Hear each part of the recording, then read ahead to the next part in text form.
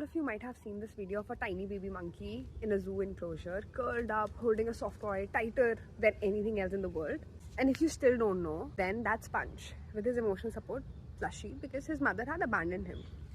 And while I see all this empathy around Punch and everyone is really concerned and keeps checking in on him, I never really saw anyone asking the question, but why did the mother abandon him in the first place? So I did some digging, tried to figure it out, and primatologists who were studying maternal behavior explained this and said that Punch's mom was a first-time mother, and first-time mothers under high stress sometimes withdraw from their child.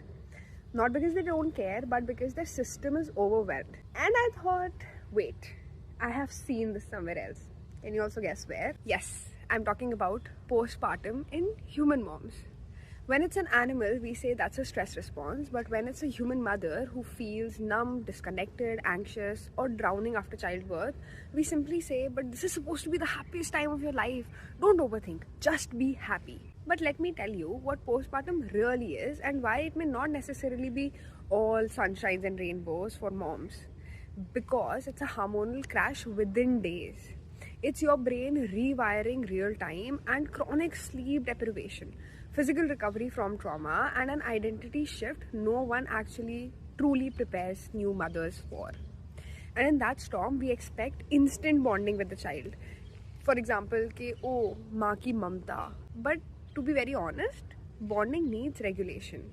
And when you want a mother to attach to their child, it requires safety. And for safety to be there, the new mom needs to be truly supported. Which is why postpartum depression, postpartum anxiety, intrusive thoughts, and emotional numbness are pretty common. But a mom cannot talk about it because she will be labeled as a bad mother or a mother that does not love her child, which is not true. They are signs of a nervous system under extreme load and stress. So, we ran to give Punch a soft toy for comfort, but how often do we give new mothers protected sleep, emotional check-ins, permission to say I'm not okay, I don't feel like bonding, something is just not fitting, or actual postpartum care beyond 6 weeks? A regulated mother doesn't need judgment, she needs holding. Because the mental health of a mother is the foundation of a child's attachment style. If we care about babies, we have to care about the woman who just became a mother, because prevention is always better than cure. Don't you think so?